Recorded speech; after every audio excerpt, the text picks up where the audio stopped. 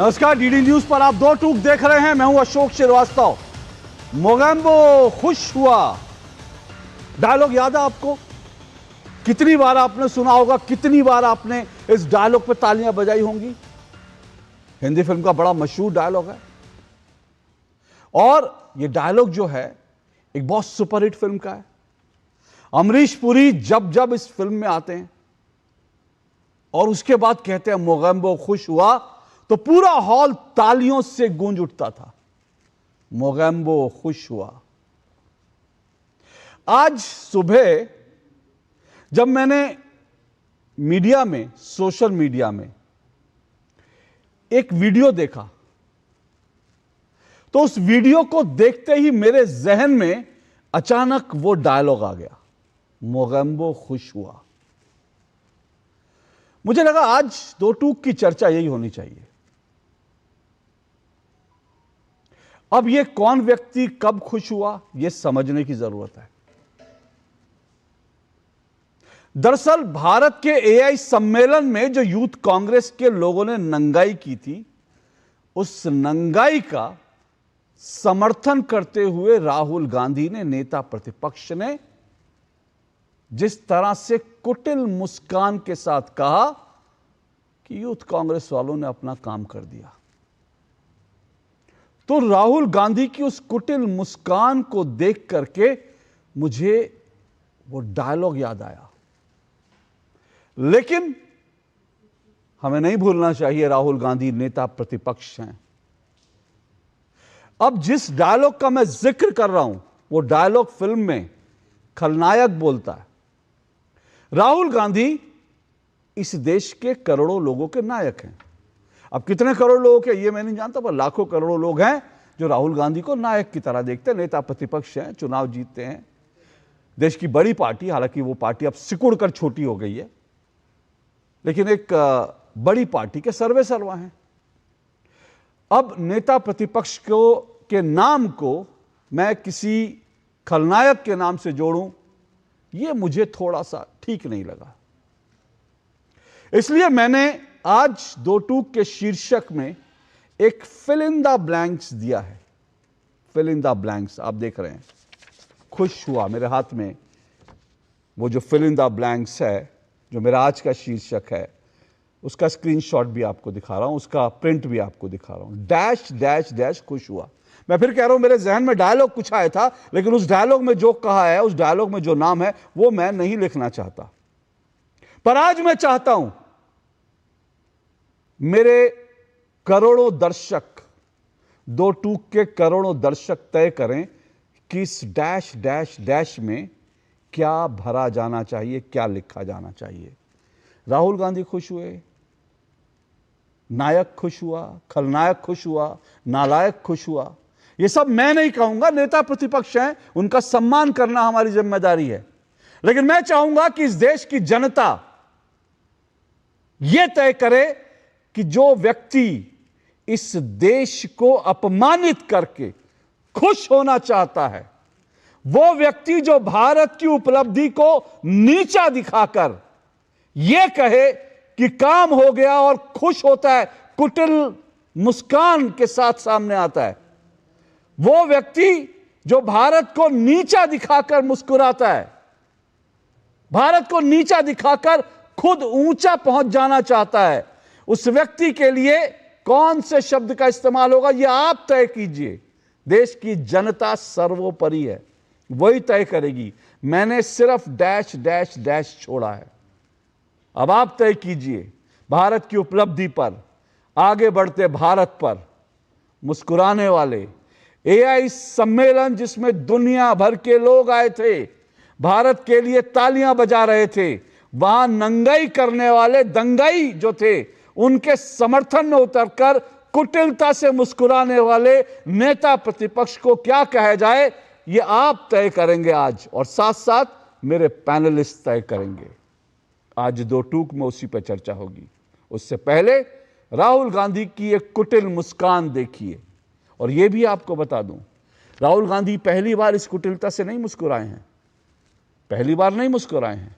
वो जब जब भारत को नीचा दिखाने की कोशिश करते हैं, भारत का अपमान करने की कोशिश करते हैं, राहुल गांधी तब तब कुटिलता से मुस्कुराते हैं। याद है आपको, राष्ट्रपति डोनाल्ड ट्रंप ने कहा था कि भारत की अर्थव्यवस्था, इकोनॉमी डेड है, और राहुल गांधी बड़ी कुटिलता से पत्रकारों के सामने आते हैं और कहते हैं आपको नहीं पता, भारत की अर्थव्यवस्था डेड है, भारत की इकोनॉमी मर चुकी है। वो इकोनॉमी जिससे राहुल गांधी उसी इकोनॉमी में पैसा लगाकर करोड़ों रुपए कमाते हैं, उस इकोनॉमी को डेड बताते हैं। अब ऐसे नायक को, भारत के विपक्ष के नायक को क्या कहें ये आप तय कीजिए, पर पहले राहुल गांधी की वो कुटिल मुस्कान सुनिए और उस पर घमासान सुनिए।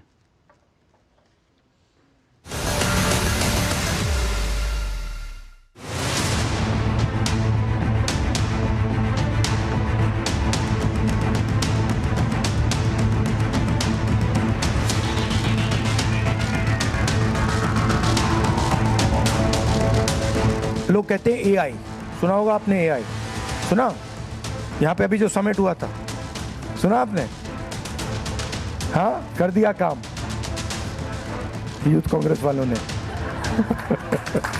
केवल गद्दार को ही अपने देश को गिरते हुए देखकर प्रसन्नता हो। और कल ये प्रूव हुआ कि Rahul Gandhi was the architect, the designer and the one in the driving seat of demeaning and defaming India.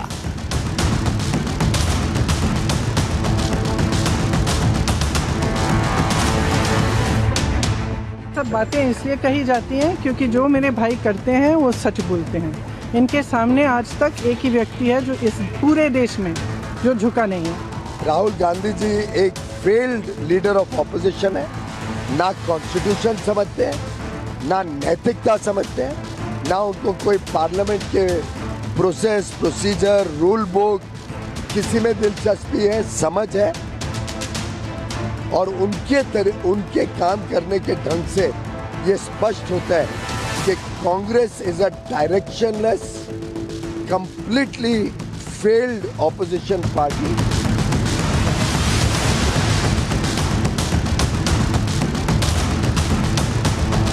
बिल्कुल सही किया, जो करना था वो बिल्कुल सही किया। समझ लेना चाहिए अच्छी तरह से आपको कि आप पूरी तरीके से एक इवेंट कंपनी बने हुए हो, केवल इवेंट में आपका विश्वास है।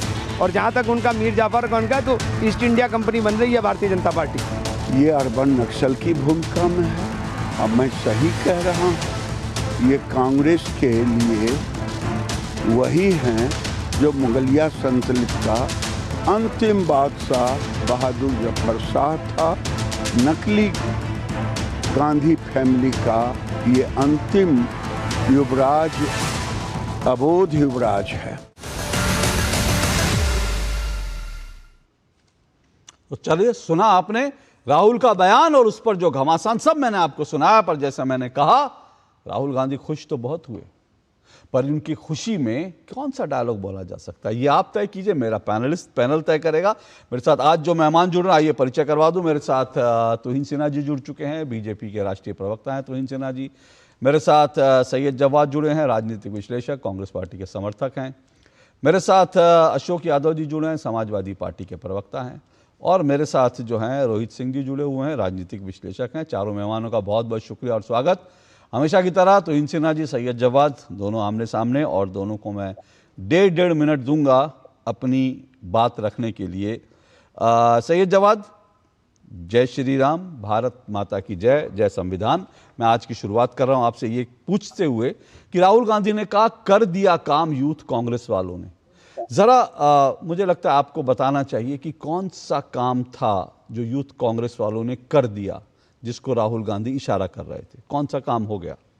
जी, आपके 1.5 मिनट। अशोक भाई, बहुत बहुत धन्यवाद। सभी को मेरा जय हिंद, जय संविधान। और आज आप बहुत स्मार्ट और अच्छे भी लग रहे हैं। देखिए, राहुल गांधी साहब ने भारतीय जनता पार्टी के जो झूठ था, वो जो चाइनीज कुत्ता था जिसने पूरे अंतरराष्ट्रीय लेवल पर इस एआई समिट को झूठ का पुलिंदा बनाया था, उसको जो है सरेआम जो है बेनकाब करा। और यूथ कांग्रेस के युवाओं ने उस एआई समिट को जिस बेहयाई के साथ यहाँ के मंत्री अश्विनी वैष्णव साहब ने उस चाइनीज कुत्ते को ट्वीट करा था और बाद में फिर हटा लिया था, उसको एक्सपोज करने का काम करा है। और क्या करता है विपक्ष? और आपको याद होगा जब कॉमनवेल्थ गेम हो रहे थे तब यही इनके नेता जो है कपड़े उतार करके खोल खोल के घूम रहे थे। तब उस वक्त अंतरराष्ट्रीय लेवल पे भारत की छवि खराब नहीं हो रही थी। अंतरराष्ट्रीय लेवल पे जा करके खुद हमारे आदरणीय प्रधानमंत्री जी 2000 कहते थे 14 से पहले ये कोई देश था। यहाँ पर लोगों को 2014 से पहले भारत को बताने में शर्म आती थी। आपको आती थी क्या शर्म? हम जब से पैदा हुए तब से भारतीय हैं और हमें अपने भारतीय होने पे गर्व है। हम गर्व से कहते हैं कि हम भारतीय हैं। लेकिन आप बताइए क्या अंतरराष्ट्रीय लेवल पे छवि नहीं बनी थी? और विरोध प्रदर्शन करे जाते हैं, आगे भी होते रहेंगे। जिस बेहयाई के साथ Bharatiya Janata party AI summit का अंदर चाइनीज रोबोट का, चाइनीज कुत्तों का सहारा ले रही थी, वो जो है शर्मसार करने वाली बात थी। और आज देखिए, आज विश पटेल के ऊपर एक अलग ही चिंता है। ट्रंप के आगे जो है सरेंडर हो रखे हैं, बोलते नहीं हैं। तो ये सारी चीजें हैं ना सामने, का ये मुंह फेर ले, ना बोला जाए इसके आगे। उसका जवाब नहीं है। ओके, आपका समय पूरा हुआ। मेरा बस एक अनुरोध है कि शब्दों की मर्यादा रखते हुए आप चाइनीज रोबोट कह देते तो अच्छा रहता। चाइनीज कुत्ता कह रहे हैं तो लोग पता नहीं लोग क्या क्या कल्पना कर लेते हैं चाइनीज कुत्ता सुनकर। किस चाइनीज के कुत्ते को किसको चाइनीज कुत्ता बोल रहे हैं? मतलब मेरा थोड़ा सा है कि थोड़ा सा ये समझना चाहिए, चाइनीज कुत्ता, चाइनीज रोबोट कह लेते शायद ज्यादा अच्छा रहता है। चलिए, तो इनसे ना आपके 1.5 मिनट आप रिस्पॉन्ड कीजिए। नमस्ते अशोक जी, सबको नमस्ते। देखिए, आपको आज राहुल गांधी के छिछोरे व्यवहार से एक फिल्म की याद आ गई, एक फिल्म के किरदार की याद आ गई। मुझे भी एक फिल्म के किरदार की याद आई है। आपको याद होगा 1993 में एक फिल्म आई थी सुभाष घई की, खलनायक। और उसमें जो था संजय दत्त खुलकर बड़ी बेशर्मी से गाना गाते हुए आपको दिखे थे कि नायक नहीं खलनायक हूं मैं। तो आज राहुल गांधी की वो हंसी जिसमें वो भारत की छवि को धूमिल करने के बाद प्रसन्नता महसूस कर रहा है, वो मुझे खलनायक की याद दिलाता है, उस फिल्म की। अब 3 बातें बहुत स्पष्ट है। नंबर 1, राहुल गांधी ही मास्टरमाइंड, राहुल गांधी का ही ब्रेन चाइल्ड था ये हरकत, ये ओछी हरकत, ये अश्लीलता जो उस दिन यूथ कांग्रेस के कार्यकर्ताओं ने किया था। कोई खेरा का दिमाग इसमें नहीं था, कोई सुप्रिया श्रीनेत का दिमाग नहीं था। ये केवल और केवल राहुल गांधी के दिमाग का उपज था। नंबर 2, राहुल गांधी अब जो पार्टी एक समय पर महात्मा गांधी के सत्याग्रह के मार्ग पर चलती थी, वो पार्टी आज राहुल गांधी के अश्लीलताग्रह और अभद्रताग्रह के आगे मार्ग पे आगे चल रही है। ये अर्पण नक्सली मानसिकता राहुल गांधी जो हथकंडे अपना रहे हैं, इससे कांग्रेस का केवल और केवल आगे नाश होगा, ये तय है। नंबर 3, देश की छवि को धूमिल करने में एक विकृत आनंद की अनुभूति राहुल गांधी को होती है, और वही अनुभूति कल उस चीज का वर्णन करते हुए, उसको याद करते हुए हो रही थी। तो ऐसा व्यक्ति एलओपी बनने के काबिल नहीं है, और जितने दिन ये एलओपी बना रहेगा, ये देश की छवि को खराब करता है। ओके, एक सही जवाब, एक मिनट सही जवाब, एक मिनट। अच्छा, बोलिए। तुहिन सिन्हा जी, आपने कहा जिस सुभाष घई मूवी का आपने सॉन्ग बताया, नायक नहीं खलनायक हूं मैं, लेकिन आपको बता दो मूवी भी सुपरहिट थी और गाना भी सुपरहिट था। हाँ बिल्कुल, आपने बिल्कुल सही। लेकिन मैं तो हीरो नहीं बन पाया ना। श्रॉफ का नाम तो मैंने नहीं लिया, वो हीरो थे, खलनायक ही रहे ना। सुनिए, फिल्म सुपरहिट थी। फिल्म जो है वो किरदार भी सुपरहिट था। आप कोई अगर खलनायक बनकर सुपरहिट बनना चाहता है तो उसमें कोई दो राय नहीं है। कोई भारत सुपरहिट है। नहीं, मुझे भारत के खलनायक जो है सुपरहिट नहीं हो सकते। मुझे लगता है देश खलनायकों को स्वीकार नहीं करे। हाँ, वो ठीक है, वो ये बात ठीक है। लेकिन आप फिल्मों की बात कर रहे हैं, और क्योंकि शुरू में सैयद जवाद जी आपने चाइनीज कुत्ता बहुत कहा, तो आपको चाइनीज कुत्ता याद आया। मुझे चीन के एक दार्शनिक और रणनीतिकार, एक सेनापति का एक कोट याद आया, कोटेशन उनका पढ़ दूं मैं आपकी अनुमति से। ये है सुन त्जुजू, चीन के बड़े दार्शनिक और रणनीतिकार। इन्होंने क्या कहा, अब इसका अर्थ जो है देश समझ ले। इसका अर्थ है, an evil man will burn his own nation to the ground to rule over the ashes. क्योंकि चीन की चर्चा चली तो चीन से यह भी सीखना चाहिए जो सुन त्जुजू ने कहा, चीन के दार्शनिक ने, कि जो एक खलनायक होता है ना, इविल मैन, वो क्या करता है, वो अपने ही देश को जला देता है, और अपने ही देश को जलाकर उस देश की राख पर जो है वो शासन करना चाहता है। ये चीन के कुत्ते ने नहीं, चीन के दार्शनिक ने कहा। और ये किस खलनायक के संदर्भ में आज कहां फिट हो सकता है, ये देश की जनता तय करेगी, मैं तय नहीं करूंगा। लेकिन हाँ, मैं आप ही के पास आ रहा हूं सवाल लेकर, आप ही के पास सवाल लेकर आ रहा हूं। पर देखिए जो बात सैयद जवाद ने कहा, मैं उसी विषय पर आ रहा हूं। उन्होंने कहा उन्होंने कहा कि तो जी आपको बताना चाहिए कि भाई किस तरह से जो गलगोटिया वाला जो चाइनीज रोबोट था उसको लेकर आप लोगों ने इतना सब कुछ प्रोपेगेंडा किया, उसको उन्होंने एक्सपोज किया। भाई यही सम्मेलन को तो मैं एक बड़ा छोटा सा सवाल सैयद भाई से पूछना चाहता हूं। गलगोटिया क्या सरकारी कॉलेज है? क्या मतलब वो सरकार है, वो एनडीए सरकार है गलगोटिया कॉलेज? अरे गलगोटिया ने जो किया उसकी सजा उनको मिली है। कोई बच्चा जो है अगले साल से वहां एडमिशन लेने नहीं जाएगा। अगले 10 साल में उसने अपनी नाम खराब की। देखिए 300 से ऊपर एग्जीबिटर आए थे। क्या सरकार का यही काम रह जाता है कि उनके सारे प्रोडक्ट्स को जो है एग्जामिन करें? हम म्यूचुअल ट्रस्ट पे चलते हैं, हम विश्वास करते हैं कि भारत की यात्रा में जो व्यक्ति वहां शामिल हो रहा है, भारत की यात्रा में, भारत की ग्रोथ यात्रा में जो शामिल हो रहा है, उसने खुद अपना ड्यू रिसर्च किया होगा। अगर गलगोटिया यूनिवर्सिटी ने गलती की है तो उसका तो ब्रांड खत्म हो गया। अब उसके लिए आप सरकार को ब्लेम कर रहे हैं। सरकार का कोई लेना देना नहीं है। गलगोटिया यूपीए के समय में आया था। ओके, सैयद जवाद रिस्पॉन्ड कीजिए। 10 सेकंड। आपने बगैर वेरीफाई करे हुए, अश्विनी वैष्णव साहब इस देश के मंत्री हैं और उन्होंने बगैर देखे आपने गलगोटिया को सजा कर दी। उन लोगों के क्या करेंगे जो रील बनाने में आगे लगे होते हैं होड़ में? उन्होंने कैसे जो है इसको ट्वीट कर दिया, रीट्वीट कर दिया? क्या देश की छवि? उनको सजा कब मिलेगी? अरे राहुल गांधी बिना वेरीफाई किए राहुल गांधी हर बयान को सराखों पे ले लेते हैं। राहुल गांधी क्या है? राहुल गांधी बिना वेरीफाई किए ट्रंप साहब के हर बयान को सराखों पे ले लेते हैं। ओके, सुनिए। ओके, कर रहा है बाबा। ओके, अब सुनिए मुझे एक दो चीजों, सैयद जवाद एक मिनट, मैं रिस्पॉन्ड करना, सैयद जवाद मैं 1 मिनट रिस्पॉन्ड करना चाहता हूं एक दो चीजों पर। एक तो पहली बात, आज गलगोटिया मेरा विषय नहीं है। गलगोटिया ने जो किया, गलगोटिया यूनिवर्सिटी ने, वो निकृष्टतम काम था। और पहली बात यह है कि जाहिर सी बात है, तो 300 एग्जीबिटर थे, वो क्या क्या वहां पर मॉडल रखते हैं। वो किसी भी एग्जीबिशन में ऐसा नहीं होता कि 300 एग्जीबिटर जो सामान रख रहे हैं उसको जाके सरकार चेक करे। हाँ, अगर चेक करने की कोई व्यवस्था हो सकती तो अच्छा था, बहुत बढ़िया था, इस तरह की चीज नहीं होती। लेकिन मूल सवाल क्या है? देखिए, सैयद जवाद कह रहे हैं कि उसको एक्सपोज किया, पर सच बात जानते हैं क्या है? सच बात तो यह है कि गलगोटिया को जब गालियां पड़ रही थी, जब लोग गलगोटिया के कपड़े उतार रहे थे, तब लंगोटियों ने कपड़े उतारकर गलगोटिया को बचा दिया। क्योंकि उसके बाद जब लंगोटिया आए ना यूथ कांग्रेस के, तो गलगोटिया पीछे चला गया। कोई गलगोटिया की बात ही नहीं कर रहा था, सब लंगोटिया की बात कर रहे थे। अरे यूथ कांग्रेस के लंगोटियों देखो क्या कर दिया। तो गलगोटिया को तो आप लोगों ने जो है शेल्टर देने का काम किया, यूथ कांग्रेस वालों ने। तो फिर तो यह सवाल उठता है कि क्या गलगोटिया का जो चाइनीज रोबोट, या सैयद जवाद जो कह रहे चाइनीज कुत्ता था, वो कहीं यूथ कांग्रेस या कांग्रेस ने ही तो प्लांट नहीं किया था? क्योंकि ये भी बता दूं, अभी मेरे सामने बैठे हुए ये जो है समाजवादी पार्टी के, ये जो गलगोटिया को जब मिला था ना पढ़ाने का जो लाइसेंस, तो किसकी सरकार थी वो भी मत खुलवाइएगा मुंह। और कौन कौन सी सरकारों में क्या क्या गलगोटिया को क्या क्या मिला, वो सारे आप उनका इतिहास खोलेंगे तो आपको पता चल जाएगा। लेकिन फिर से कह रहा हूं, मेरा गलगोटिया विषय नहीं है। लेकिन मैं जो महत्वपूर्ण बात कहना चाहता हूं वो सुनिएगा। सिर्फ सवाल ये नहीं है यूथ कांग्रेस का, राहुल गांधी की, मैं आपको एक सोच बता रहा हूं।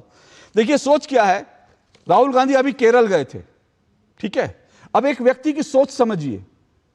अभी वो महिला कांग्रेस में मुस्कुरा रहे थे, और केरल में जब गए तो केरल में उनका बयान क्या था? उन्होंने कहा एआई, रोबोटिक्स और मॉडर्न टेक्नोलॉजी में भारत मेजर प्लेयर नहीं है। यह राहुल गांधी का बयान है कि एआई, रोबोटिक्स और मॉडर्न टेक्नोलॉजी में भारत मेजर प्लेयर नहीं है। अब राहुल गांधी को यह ज्ञान कौन देता है मुझे नहीं पता, कहां से ज्ञान आता है। और आपको बता दूं, फिनलैंड के प्रधानमंत्री का बयान, अब आप तय कर लीजिए कि फिनलैंड के प्रधानमंत्री, फ्रांस के राष्ट्रपति जो हैं वो ज्यादा सही हैं या राहुल गांधी? फिनलैंड के प्रधानमंत्री ने कहा India is both driver and A bridge of AI and technology. This is a field where you showed leadership in recent AI summit।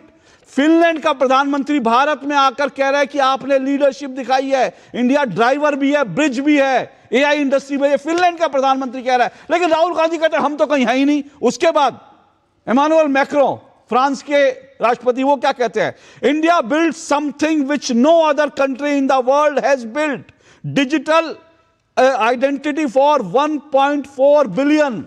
ये फ्रांस के राष्ट्रपति का बयान है। वो कह रहा है कि इंडिया ने डिजिटल क्षेत्र में डिजिटल जो है पहचान देने में वो काम किया है जो दुनिया में किसी ने नहीं किया। और सैयद जवाद और सुनिएगा बाकी लोग जिनको लगता है ना एआई सम्मेलन क्या था, ये मेरे पास हम हिंदुस्तान में क्या जब बात करते हैं ना, चैट जीपीटी की बात करते हैं, जब एआई की बात होती है, ये चैट जीपीटी के जो फाउंडर हैं उनका बयान है।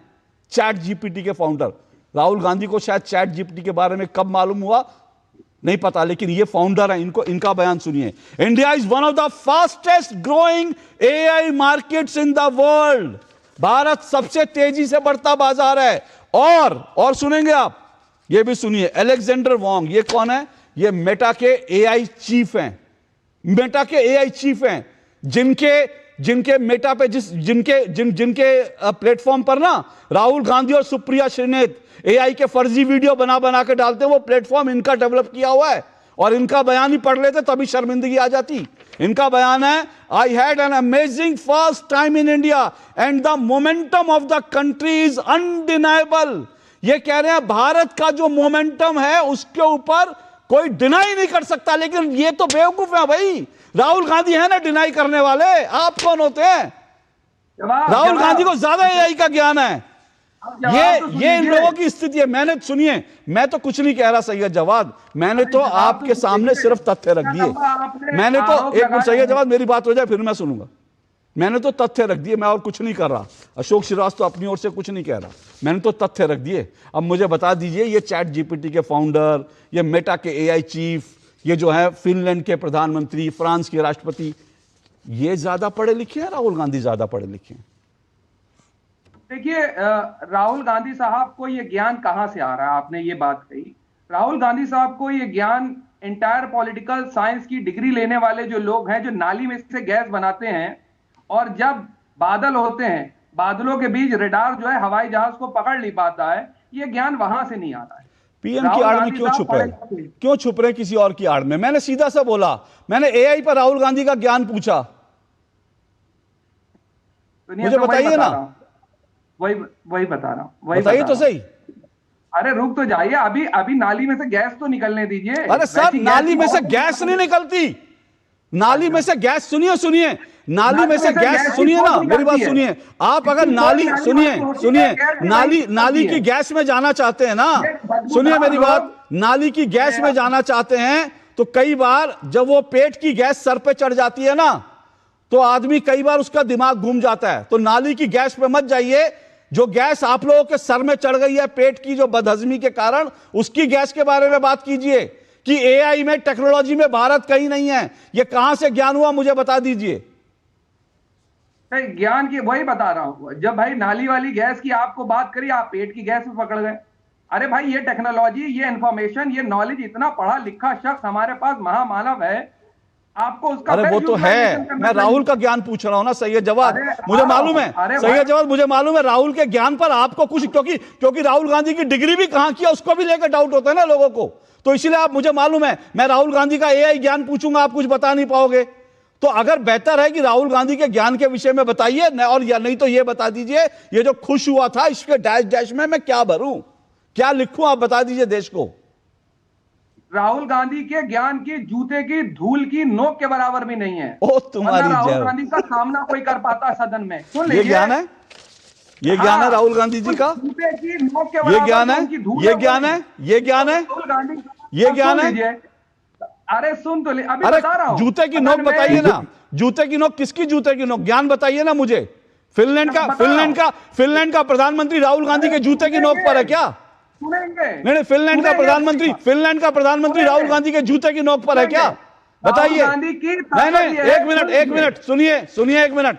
ये जूते की नोक ये फिल्मी डायलॉग मत बोलिए, क्योंकि अगर मैंने फिल्मी डायलॉग बोलने शुरू करे ना तो मुश्किल हो जाएगी आपके लिए, मुश्किल हो जाएगी। भारतीय जनता पार्टी, नहीं, मुश्किल हो जाएगी। किसके जूते की नोक पे नहीं, फिर मैं जूता उठा के भी मारता हूं, जूते की नोक पे मत जाइएगा। नहीं, जूता सुनिए, नहीं, किसको जूते की नोक पे, एक मिनट, किसके जूते की नोक बोलिए, जूते की नोक पे आना चाहते हैं? राहुल गांधी के जूते की नोक या आपके जूते की नोक? बताइए। नहीं नहीं नहीं, पहले अपना शब्द वापस लीजिए। पहले कुत्ता, उसके बाद जूते की नोक। इन शब्दों पे मत जाइए मेरी डिबेट में। राहुल गांधी के जूते की नोक किसकी नोक पर, उसमें मत जाइए। अरे डिबेट को ना, सही है जवाब। डिबेट को तथ्यों के साथ कीजिए, तर्कों के साथ कीजिए। मैंने, सुनिए, एक मिनट रुकिए, अब रुकिए, अब रुकिए, अब हो गया। मेरे दर्शक जरा तय करें। मैं आपको फिनलैंड के प्रधानमंत्री का बयान सुना रहा हूं, मैं आपको फ्रांस के राष्ट्रपति का, मैं आपको चैट जीपीटी के फाउंडर के बयान सुनवा रहा हूं, और उसके बदले में कांग्रेस के समर्थकों के मुंह से क्या आ रहा है? जूते की नोक। क्योंकि आप लोग जूते की नोक, नाली के कीड़े वहीं पड़े हुए हैं। मुझे मालूम है सुप्रिया श्रीनेत के शब्दों को आप लेकर, आपको लगता है सुप्रिया श्रीनेत के शब्दों को इस्तेमाल करेंगे तो आप कांग्रेस के प्रवक्ता बन जाएंगे। मुझे मालूम है आजकल कांग्रेस में होड़ लगी है कि कौन डिबेट में जाके जूते की नोक, नाली के कीड़े और ये गाली वो दे, उसको कांग्रेस की टिकट मिल जाती है। मुझे मालूम है, लेकिन मेरी डिबेट में ऐसा मत करिए। जाने दीजिए, आप सुनना नहीं। नहीं, एक मिनट, पहले माफी मांगिए अपने शब्दों के लिए। मैंने जो कहा है अपने शब्द वापस लीजिए। जूते की नोक जैसे शब्द मेरी डिबेट में नहीं चलेंगे। ये कांग्रेस के प्रवक्ताओं वाला व्यवहार नहीं चलेगा कि गाली दो और निकल जाओ। जूते की नोक वापस लीजिए पहले। सैयद जवाद, जूते की नोक वापस लीजिए। सुनिए, मेरा नाम सावरकर नहीं है, मैं माफी नहीं मांगता हूं। Thank you so much. गलत नहीं, इनकी आवाज डाउन कीजिए। जब तक जूते की नोक नहीं होगी तब तक आप सावरकर क्या, आप सावरकर के जूते की नोक के बराबर नहीं है, और जूते की नोक भी नहीं। आप सावरकर की जो चप्पल में जो मिट्टी लगी होती है, उस मिट्टी में जो छोटी सी एक जो कण होता है, आप उस कण के 1000वें हिस्से के बराबर भी नहीं है। और सुनेंगे, राहुल गांधी वीर सावरकर के चप्पल के नीचे जो धूल लगती है, उस धूल के एक कण के बराबर राहुल गांधी नहीं है। सुनना चाहते हैं आप? सुनना चाहते हैं आप? स्वतंत्रता सेनानियों का नाम मेरी डिबेट में बदतमीजी से लेंगे तो मैं आप लोगों के कपड़े उतार दूंगा। जो आप लोगों ने यही सम्मेलन में किया वो मैं 2 टूक में कर दूंगा। कपड़े उतार के यहां से निकालूंगा अगर क्रांतिकारियों के नाम के इस तरह से बदतमीजी करी मेरी डिबेट में। पहले जूते की नोक के बराबर हो जाइए सावरकर जी की। रोहित सिंह बोलिए। देखिए, कांग्रेस पार्टी के जो युवराज हैं और लोकसभा में जो एक्सीडेंटल लीडर ऑपोजिशन हैं श्रीमान राहुल गांधी जी, ये अहंकार के चरमोत्कर्ष पर बैठ गए हैं। इनका दिमाग खराब हो गया है। देश के लोकतंत्र में और संविधान में इनकी कोई आस्था नहीं है। देश के संस्थानों से इन्हें कोई मतलब नहीं है। देश के आम आवाम, गरीब, गांव, किसान, मजदूर, नौजवान, वंचित, वनवासी, आदिवासी और समाज के अंतिम व्यक्ति के प्रति इनका कोई चिंतन नहीं है। देश की सरकार भारतीय जनता पार्टी और देश के जननायक प्रधानमंत्री माननीय नरेंद्र भाई मोदी जी के विरोध के स्तर को इतने निम्नता की ओर राहुल जी ले जा रहे हैं कि विरोध करते करते भारत महतारी और स्वतंत्रता संग्राम के महानायकों के खिलाफ भी राहुल गांधी खड़े हो चुके हैं। राहुल गांधी गजनी, घोड़ी और औरंगजेब के परंपराओं और संस्कृति के संरक्षक और पोषक के रूप में देश की राजनीति में उभरे हैं। राहुल गांधी करना क्या चाहते हैं यह उनको खुद नहीं पता है। केरलम जाते हैं तो कुछ और बोलते हैं, बंगाल जाते हैं कुछ और बोलते हैं, बिहार में चुनाव प्रचार में जाते हैं, बीच में चुनाव प्रचार को रोककर इंडोनेशिया चले जाते हैं अपने राजनीतिक गुरु जाकिर नाइक से कान में गुरु मंत्र लेने के लिए। आखिर राहुल गांधी धार्मिक तुष्टीकरण की राजनीति के तावा पर रोटी सेंक कर क्या संदेश देना चाहते हैं देश को? कब तक देश को धर्म के नाम पर तोड़ेंगे? अंतर्राष्ट्रीय मंच था AI समिट का, जहां फ्रांस के राष्ट्रपति ने आके भारत के पक्ष में अपनी बातों को रखा।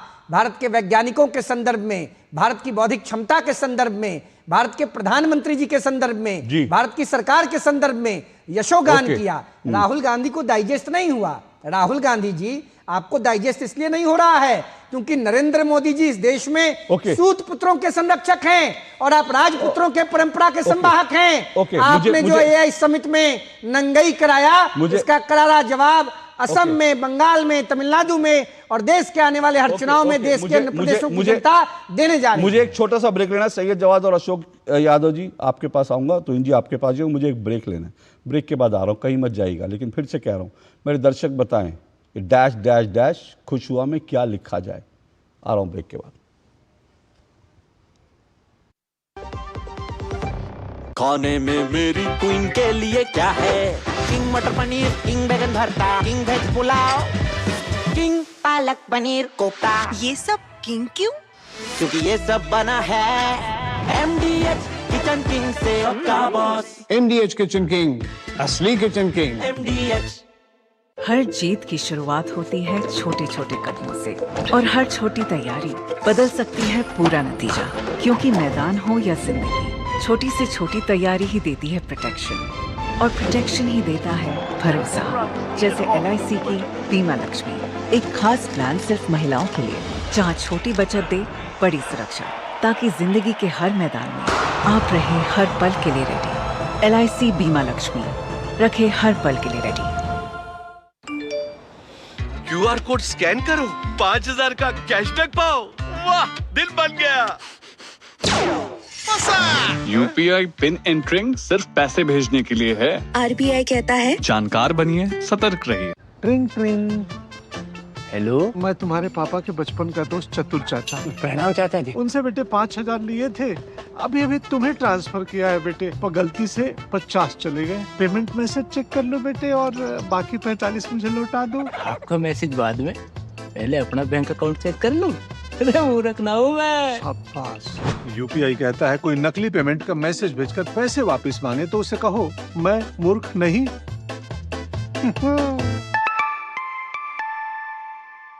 जाइए आप भी किसी का टेस्ट लीजिए।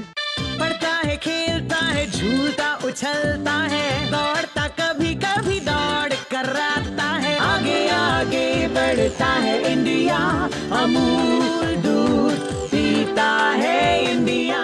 छोले बने तो गोल्डी छोले मसाले, जहाँ जाएं रिश्ते बनाएं। गोल्डी लाए हैं फ्रेश लॉक टेक्नोलॉजी, जो रखे मसालों को हर समय फ्रेश। चलिए, दो टूक आप देख रहे हैं। दो टूक में हम चर्चा कर रहे हैं डैश डैश डैश खुश हुआ। जिस तरह से AI सम्मेलन का जिक्र करते हुए राहुल गांधी कुटिलता से मुस्कुराया, हम उसी पर जिक्र कर रहे हैं। और मैंने शुरू में ही कहा राहुल गांधी नेता प्रतिपक्ष हैं, और इसीलिए मैंने वो शब्द नहीं भरा। लेकिन मुझे मेरी टीम ने बताया कि YouTube पर लोग लगातार लिख रहे हैं कि वहां पर जो डैश डैश डैश है, वहां मोगेम्बो ही लिखिए, मोगेम्बो खुश हुआ। वो क्या कहना चाहते हैं पब्लिक, ये आप तय कीजिए। लेकिन मैं आपको वही बता रहा हूं, जो पब्लिक जो है YouTube पर लाइव इस वक्त लिख रही है, वो लिख रही है डैश डैश डैश में मोगेम्बो लिखिए। अब मोगेम्बो जो है नायक है या खलनायक है, ये आपको पता है, आप लोग अच्छी तरह से जानते हैं। मेरे साथ तुहिन सिन्हा जुड़े हैं, सैयद जवाद, अशोक यादव, रोहित सिंह मेरे साथ जुड़े हैं। सैयद जवाद, एक बात मैं कहना चाहता हूं, उसके बाद अशोक यादव जी मैं जल्दी से आपके पास आऊंगा। मैं पहले भी कह रहा हूं, अब भी बड़ी विनम्रता से कह रहा हूं, आप या आपके नेता जो हैं वो वीर सावरकर की जूती के नीचे जो धूल है, उस धूल की कण का 1000वां हिस्सा भी तो रोए, तो आपको वीर सावरकर तो आप हो नहीं सकते, लेकिन आप राहुल गांधी का अनुसरण कर सकते हैं। जैसे राहुल गांधी जी ने कोर्ट में जाकर चौकीदार चोर पर माफी मांगी थी, वैसे आप माफी मांग सकते हैं। राहुल गांधी ने भी देखिए कैसे चौकीदार चोर है पे जाकर के माफी मांग ली। उन्होंने माफी मांग ली सीधा, कि निजी जैसी कोर्ट ने कहा तो माफी मांग ली। तो वैसे ही आप ये जूते की नोक जैसे शब्दों के लिए राहुल गांधी का अनुसरण करते हुए अपने शब्द वापस ले सकते हैं। ले रहे हैं क्या अपने शब्द वापस, या उस पर कायम है? देखिए अशोक जी, मैंने व्यंग करा और आपने भी उसी व्यंग का जवाब व्यंग से दिया। चलिए ठीक है, आगे बढ़िए। ठीक है, आपने व्यंग किया, ठीक है आगे बढ़िए। चलिए, मैंने व्यंग, और अगर व्यंग ना हो, अगर आपकी जिंदगी में राजनीति के अंदर व्यंग ना हो और सदन में व्यंग ना हो, सदन के बाहर व्यंग ना हो, ठीक है, विषय पर आ जाते हैं। विषय पर अशोक जी के पास भी मुझे जाना है। 2 सेकंड दे दीजिए। हाँ बिल्कुल, दिए 2 सेकंड दिए, बोलिए। 2 मिनट दीजिए। जो यूथ कांग्रेस के लोगों ने करा, और राहुल जी हमेशा कहते हैं इसका एक एक कार्यकर्ता बब्बर शेर है। आज के इस दौर में आपको बुरा जरूर लगा होगा कि भाई ये लोग कपड़े उतार करके क्यों पहुंचे, लेकिन मुझे उस सवाल का जवाब आपने अभी तक क्यों नहीं दिया जब हमारे CWC के यहाँ कॉमनवेल्थ के गेम चल रहे थे, उसके बाद को लेकर के यही भाजपा के लोगों ने कपड़े उतार करके प्रदर्शन करा था, उसका जवाब क्यों नहीं दिया? ओके, चलिए मैं उसका जवाब देता हूं, उसके बाद अशोक यादव जी। मैं शुरू में ही आपका फैक्ट चेक करना चाहता था, लेकिन मैं चाहता था कि तुहिन जी जवाब दें, तो इसलिए मैंने शुरू में आप दोनों के बीच नहीं आना चाहता था। अब मैं आपने जो कहा उसका मैं फैक्ट चेक कर देता हूं। पहली बात, राष्ट्रमंडल खेलों में कपड़े उतारकर कोई प्रदर्शन बीजेपी की ओर से नहीं हुआ था। जाइए फैक्ट चेक कर लीजिए। ये हरियाणा, मुझे अब सुन लीजिए, पूरा सुन लीजिए, ध्यान से सुनेंगे तो आपको समझ आ जाएगा। ये हरियाणा में हुआ था, अनिल विज के नेतृत्व में, ऊपर उन्होंने कपड़े उतारकर, वो राष्ट्रमंडल खेल से जुड़ा प्रदर्शन नहीं था। हरियाणा के एक गली कूचे में लोकल मुद्दे पर वहां पर प्रदर्शन हुआ, उसका कोई राष्ट्रीय मुद्दों से सरोकार नहीं था। एक बात। दूसरी बात, जो आप कह रहे हैं राष्ट्रमंडल खेलों के खिलाफ प्रदर्शन, ठीक है, वो राष्ट्रमंडल खेल शुरू होने से 6 हफ्ते पहले वो बीजेपी का प्रदर्शन दिल्ली में हुआ था। अब मैं आपको पूरा टाइमलाइन बताता हूं, फैक्ट चेक करता हूं, सुनिए। 6 हफ्ते पहले बीजेपी ने प्रदर्शन किया, क्योंकि उस वक्त जो है 30 रुपए का एक टॉयलेट पेपर 3000 रुपए में खरीदा जा रहा था राष्ट्रमंडल खेलों में करप्शन को लेकर के। और यही दिल्ली में जहां पर उद्घाटन होना था राष्ट्रमंडल खेलों का, वहीं पर जो है 1 हफ्ते पहले पुल गिर पड़ा था, क्योंकि उसमें भी करप्शन था। सेना ने पुल बनाया, तब भारत की इज्जत बची। 6 हफ्ते पहले हुआ था। और जिस दिन जब विदेशी मेहमान भारत आ गए और जब खेलों का उद्घाटन हुआ, तो उस वक्त नेता प्रतिपक्ष जो लाल कृष्ण आडवाणी थे, उन्होंने प्रशंसा की, कहा कि राष्ट्रमंडल खेलों का जो उद्घाटन सत्र हुआ उसके लिए मैं शीला दीक्षित को बधाई देता हूं, सरकार को बधाई देता हूं, बहुत अच्छा। तो ये उस वक्त के नेता प्रतिपक्ष थे कि जब उन्होंने देखा विदेशी मेहमान भारत आए तो उन्होंने तारीफ करी, लेकिन उसके पहले उनका विरोध प्रदर्शन था। ये आपका फैक्ट चेक हो गया। अब मैं अशोक यादव जी को, अभी सुनिए, मेरे आपके बीच अशोक यादव जी के पास भी जाना है। अशोक यादव जी, मुझे जहां तक याद है, और याद क्या, हमने डिबेट भी करी हुई है, ये जो कुछ हुआ था कपड़े उतार प्रदर्शन, इसका तो अखिलेश यादव जी ने भी विरोध किया था, टीएमसी ने विरोध किया था, मतलब मायावती ने विरोध किया था, लगभग आरजेडी ने विरोध किया था। अब राहुल गांधी जिस तरह से मुस्कुरा रहे हैं इस पर, इसको उपलब्धि के रूप में प्रदर्शित कर रहे हैं, क्या कहेंगे सर आप? देखिए अशोक जी, आपने मोगेम्बो खुश हुआ का एक डायलॉग अभी अपने डिबेट में बताया, तो मैं इसी बात को लेकर के आगे बढ़ा रहा हूं कि मोगेम्बो खुश हुआ है। मिस्टर इंडिया फिल्म का गाना सबको पता है, मिस्टर इंडिया फिल्म का डायलॉग है, 1987 में आई थी। लेकिन यहां पर सवाल है कि मोगेम्बो चुप हुआ किसके सामने? ट्रंप के सामने। ट्रंप के सामने मोगेम्बो चुप हुआ। अब जनता इसको भरेगी कि उस मोगेम्बो के नाम क्या आगे क्या भरा जाए, मोगेम्बो हटा के क्या भरा जाए। जब रसिया से तेल लेना है कि नहीं लेना है, मोगेम्बो चुप हुआ, क्योंकि ट्रंप डिसाइड करेगा। हमारी विदेश नीति ट्रंप के सामने गिरवी है, देश की जनता पूछती है, लेकिन मोगेम्बो चुप हुआ। आप ये बताइए, आपने 140 करोड़ जनता के मान सम्मान को ट्रंप के सामने गिरवी रख दिया। अभी तक ऐसा कभी नहीं हुआ था कि हम, भारत एक सॉवरेन कंट्री है, उसका फैसला एक अमेरिका का राष्ट्रपति ले। इससे बड़ा मतलब शर्मनाक बात कुछ हो ही नहीं सकती। जब मोदी जी नारा लगाते थे कि कसम मुझे इस मिट्टी की, मैं देश नहीं झुकने दूंगा, देश का सीना चौड़ा हो जाता था। लेकिन ये क्या हो रहा है, जो नारा लगाता था वही लेट गया उनके सामने। भाई 180 एंगल पर कि जो तुमको हो पसंद वही बात कहेंगे, तुम दिन को अगर रात कहो रात कहेंगे। भाई अगर ट्रंप कहेंगे तो हम खामनेई की मौत पर 6 दिन बाद शोक व्यक्त करेंगे। ट्रंप कहेंगे तो 1 महीने के लिए हम रूस से तेल मंगाएंगे और वो $4-5 पर बैरल हमको बढ़ा के देगा। ट्रंप कहेंगे तो हम अपना ट्रेड एग्रीमेंट करेंगे ट्रंप की शर्तों पर। भैया इतना देश गिर के कभी नहीं रहा अशोक जी, और वो भी ऐसे प्रधानमंत्री के सामने जो अपने आप कहता 56 इंच का सीना है और ये देश नहीं झुकने दूंगा। ओके अशोक यादव जी, एक बात सिर्फ कहना चाहता हूं सर, थोड़ा सा मुझे लगता है आप लोग ना मतलब इतिहास में झांकते नहीं हैं, या थोड़ा रिसर्च कम करते हैं आप लोग। ये समस्या आप लोगों के साथ है, क्योंकि क्या है ना, आप लोग एक राजनीतिक एजेंडा सुबह लेकर निकलते हैं, आपको पता है इस राजनीतिक एजेंडे पे गरियाना, बस निकले एजेंडा लेकर, नेताजी ने जो बोला कट पेस्ट लिया, चलो निकल गए। अभी भी देखिए आपने अपना कोई डायलॉग बनाया नहीं, वो उसी डायलॉग से कट पेस्ट करके जो है फर्जरी कर ली। तो थोड़ा सा ओरिजिनल रहा करिए, थोड़ा रिसर्च किया करिए, थोड़ा लिखना पढ़ना बड़ा ज़रूरी है सर। लिखने पढ़ने से थोड़ा सा ज्ञान होता है। आपने अभी कैसे कह दिया कि ऐसा कभी हुआ ही नहीं।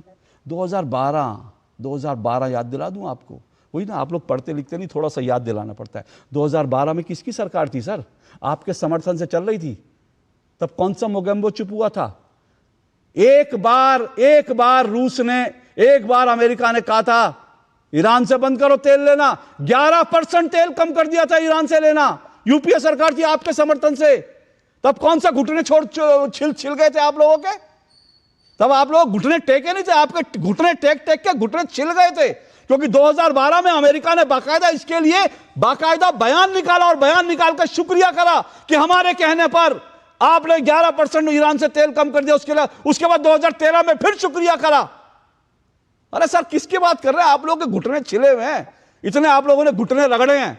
और सुनना चाहते हैं? ऐसे में इतिहास के और पन्ने बताऊं। कोंडोलीसा राइस आई 2008 में भी आप लोग सरकार चला रहे थे ना, जब अमेरिका ने हमला किया था, जब पाकिस्तान ने मुंबई पे हमला किया था।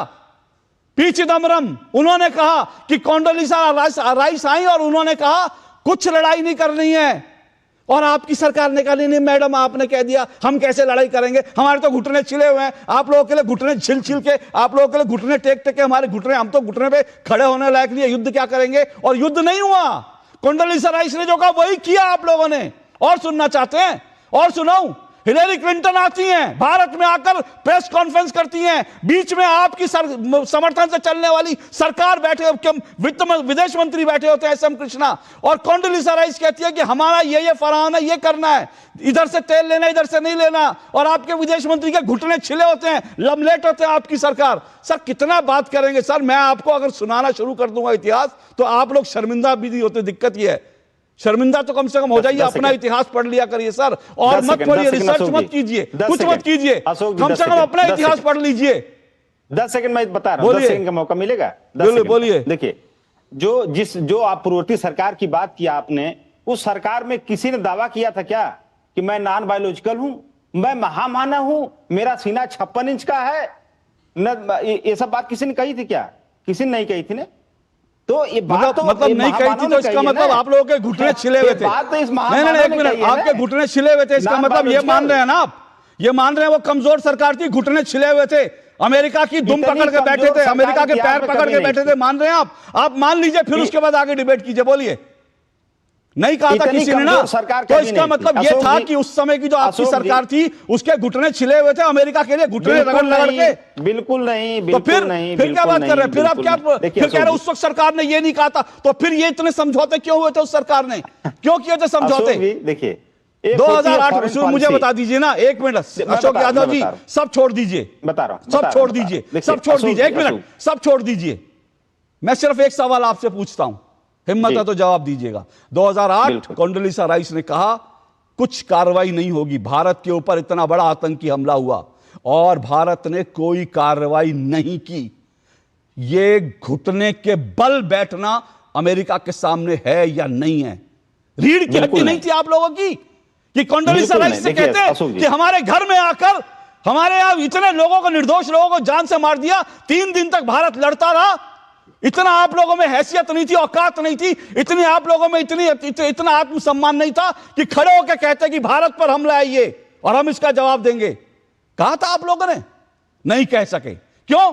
क्योंकि आप लोगों के घुटने छिले हुए थे। अमेरिका के लिए इतनी बार जो है उठक बैठक की थी, अमेरिका के चरणों में इतनी बार नतमस्तक हुए थे, घुटने छिल गए थे आप लोगों के। तो इनसे ना बोलिए। अशोक देखिए ऐसा है, एक मिनट अशोक यादव, मेरे सवाल का 2008 में कार्रवाई क्यों नहीं बता दीजिए, उसके बाद में तो इनसे नहीं हुआ। देखिए 2008 में कार्रवाई क्यों नहीं कोंडोलीसा राइस के कहने के बाद, क्यों आप लोगों ने घुटने टेक दिए? बताइए। देखिए अशोक जी, किसी के कहने पर सरकार ने घुटने नहीं टेके थे, यही तो बात है। वो सरकार ने अच्छा, आप लोगों के घुटने वैसे ही टूटे हुए थे। पाकिस्तान आए हमारे, वाह अशोक यादव जी, बहुत बढ़िया बात है भाई। किसी के कहने पे नहीं, हमारी अपनी खुद की हैसियत नहीं थी, हमारे घुटने टूटे हुए थे।